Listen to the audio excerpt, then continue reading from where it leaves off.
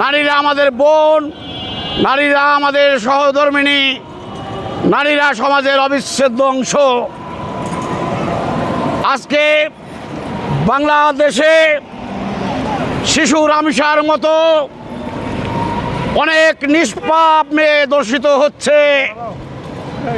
আপনারা জানেন যেভাবে নৃশংসভাবে রামিসাকে ধর্ষণের পর হত্যা করা হয়েছে,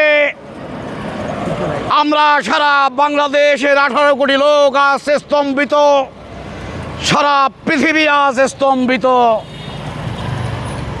বাংলাদেশের মাননীয় প্রধানমন্ত্রী ইতিমধ্যে রামিসার পরিবারের সাথে সেখানে গিয়ে সমবেদনা জ্ঞাপন করেছেন। 1 সপ্তাহের মধ্যে তিনি এই বিচারের তদন্ত প্রতিবেদন দেওয়ার জন্য অনুরোধ করেছেন।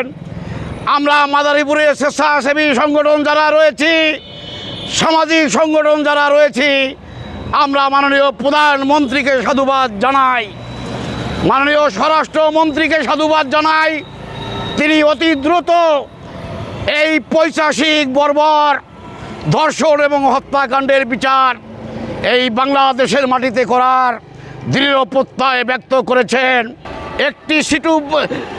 একটি লেখাপড়া করা শিশু যার কোনো এখনও স্নায়ু জন্ম হয়নি, যার এখনও কোনো জ্ঞান জন্ম হয়নি, যার কথা ছিল খেলাধুলা করা, লেখাপড়া করা, এই রাষ্ট্রের ভবিষ্যৎ নাগরিক হয়ে দেশের সেবা করা, সেই প্রতিভাকে নিভিয়ে দেওয়া হয়েছে।